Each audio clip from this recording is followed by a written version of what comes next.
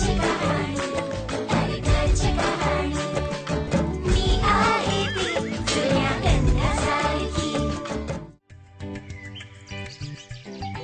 हे फूल घेऊ? नाही नाही, हे फूल जास्त सुंदर आहे. नाही, हे घेऊन जाते. नोनी, काय झालं? अजून फुलं नाही मिळाली. पूजेसाठी उशीर होतोय बाळा. काय करू अम्मा, समजतच नाहीये की कुठलं फूल घेऊ.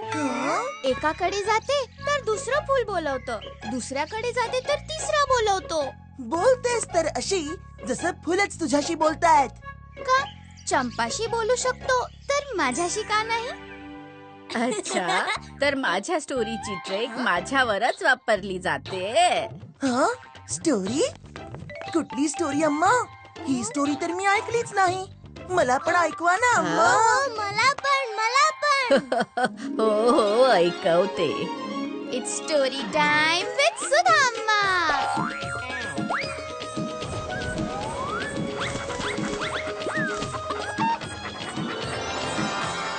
चंपाज मॅजिकल ड्रीम. चंपा एक छोटीशी गोंडस मुलगी होती जी विजयनगर मध्ये आपल्या आई वडिलांसोबत राहत होती. पण तिचा सगळ्यात चांगला मित्र तिचा उंदीर मिनी होता, ज्याच्या सोबत ती दिवसभर खेळायची.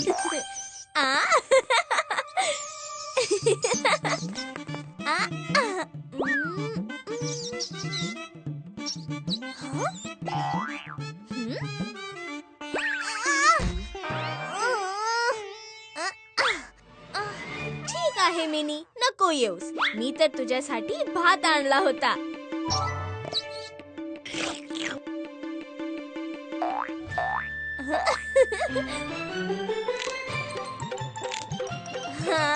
चंपा, लपून बस मिनी, लपून बस.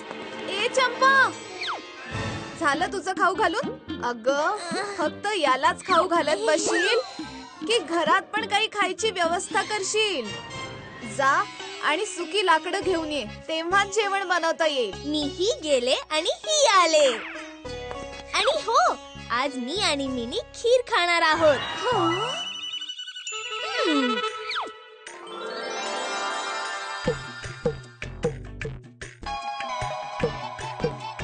चंपा जंगलात लाकडं शोधता शोधता थकून गेली, पण तिला वाळलेली लाकडं कुठेच मिळाली नाहीत. कुठून आणू वाळलेली लाकडं?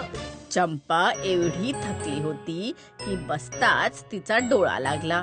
आणि मग जे तिच्यासोबत झालं त्याचा तर तिने कधीच विचार केला नव्हता. चंपा, चंपा, अगं मी तुझ्याशीच बोलतीये. तू बोलू कशी शकतेस? कारण तू मला ऐकू शकतेस.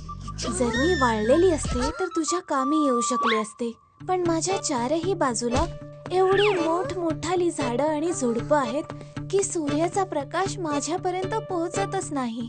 मग मी कशी वाळू सांग? कुणी या झुडपांना कापतही नाही. माझ्याकडे नको बघूस, माझी काही चूक नाहीये. हे बघ, मी तर स्वतःच ओली आहे, कारण माझ्यापर्यंत हे सूर्याची किरण पोहोचत नाहीत. पानं सुद्धा बोलतायत? हो, तू ऐकतेयस याचा अर्थ मी बोलतेय. आणि हो, चूक सूर्याची आहे, माझी नाही. यात मी काय करू? मला तर सगळ्यांना उजेड द्यायचा आहे, पण हा काळा ढग मला वारंवार झाकून टाकतो. मला दोष देऊ नकोस, आत्ता दाखवतो. बघितलंस, ही हवा मला इतर कुठे जायला देईल तेव्हा ना.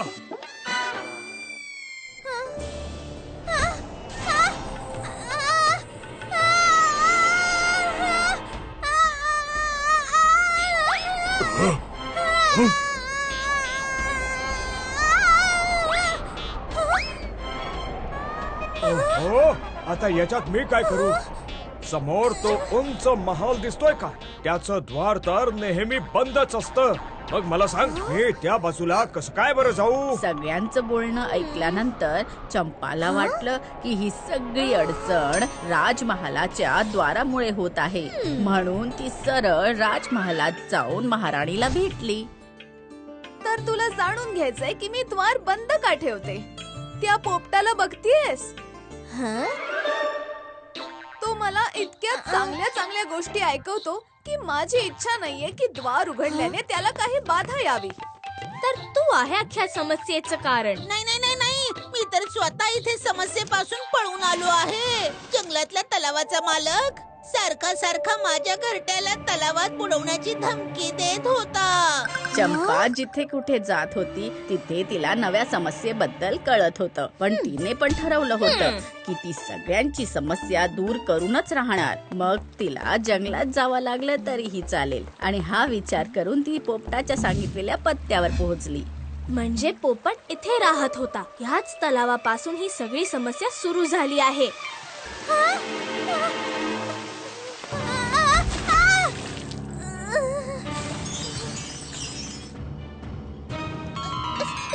तू कोण आहेस? या तलावाचा मालक. आणि माझा उद्देश त्या पोपटाला इकडून पळवण्याचा अजिबात नव्हता. तो हत्ती आहे ना, तो रोज येऊन मला धमकी देत होता की तो या तलावाचं सगळं पाणी पिऊन टाके. आणि म्हणूनच त्याचा सगळा राग मी त्या बिचाऱ्या पोपटावर काढला. रागावर नियंत्रण ठेवलं पाहिजे ना. माहितीये तुमच्या रागामुळे किती मोठी समस्या निर्माण झाली आहे. सगळे त्रासलेले आहेत.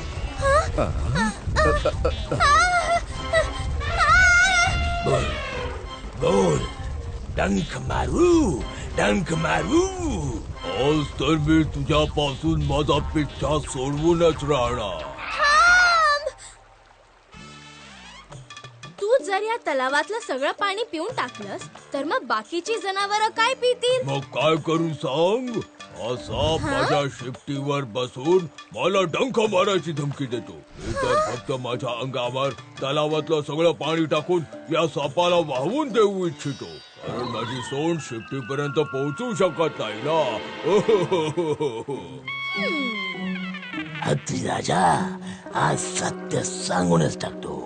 मी तुला डंक मारायला नाही तर गावातल्या कुंभारापासून माझं रक्षण करायला तुझ्या सत्तेवर बसलोय. मी तर फक्त तिथे त्याच्या घरातल्या उंदराला खायला जातो. पण मला पाहताच मला तो मारायला धावतो. चंपाला कळतच नव्हतं की तिने नेमकं करावं तरी काय. सगळ्यांची स्वतःची समस्या आहे. माहित नाही कोण खरं बोलतंय आणि कोण खोटं. म्हणून ती सत्याचा शोध घ्यायला कुंभाराच्या घरी निघून गेली. त्या सापाने तर जीव नकोसा करून टाकलाय. जेव्हा पण येतो सगळी मडकी फोडून जातो. कितीही प्रयत्न केला तरी हाती लागत नाही. पण जेव्हा कधी सापडेल तेव्हा मात्र त्याचं काही खरं नाही.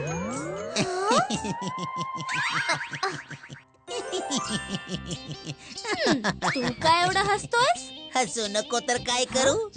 किती मूर्ख माणूस आहे. अगं, त्याला एवढं सुद्धा माहिती नाहीये की साप मडकी तोडण्यासाठी नाही तर मला खाण्यासाठी येतोय. म्हणजे मी इथे खाण्याच्या शोधात येतो. बस 4 दाणे भाताचे शीत आणि याने बनवलेल्या मडक्यामध्ये माझी राहण्याची सोय सुद्धा होते. काय? डोंगर पोखरून उंदीर निघाला. अरे भाऊ, तुला कल्पना तरी आहे का तुझे 4 दाणे तांदळाच्या नादात किती मोठी समस्या निर्माण झाली आहे? मला काय माहित. अच्छा, आता ऐक. जर ते तांदूळ मी तुला दिले तर? मग मी कशाला इथे येईन? ठीक आहे मित्रा, माझी मैत्रीण मिनी तुला धान्य आणून देईल आणि जेव्हा ते संपेल तेव्हा परत पाठवून देईन. पण पुन्हा इथे येऊ नकोस. चंपाने त्या उंदरासाठी धान्य पाठवायला सुरुवात केली आणि सगळं काही ठीक झालं. उंदीर तिथे न मिळाल्याने सापाने तिथे येणं बंद केलं. सापाच्या जाण्याने हत्ती पण खुश झाला आणि तलावाच्या मालकाला कधीही त्रास न देण्याचं वचन दिलं. चंपाने ही बातमी पोपटापर्यंत पोहोचवली आणि पोपट परत त्याच्या घरी आला.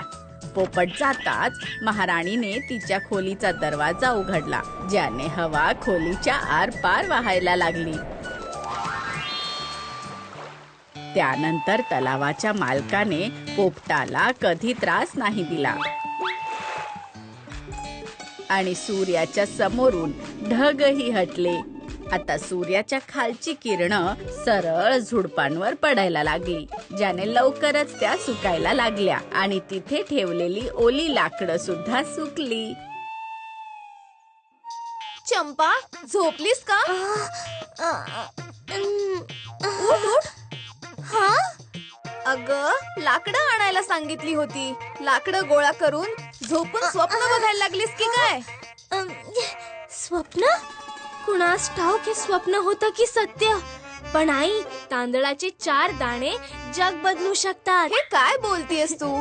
काही नाही आई, तू फक्त मला दर आठवड्याला थोडे तांदूळ देत राहा. चंपाच्या आईला काहीच कल्पना नव्हती की चंपाला नेमकं काय म्हणायचं होतं. पण आई तर अखेर आईच असते.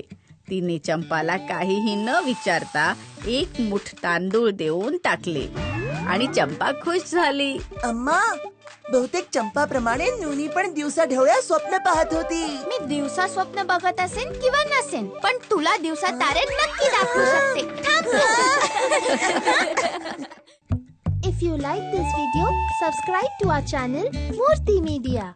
कुठल्याही गप्पात येते मी अलगद, हवं ते चाखते, गट्टम करते, साधासा खरा खरा किस्सा सांगते.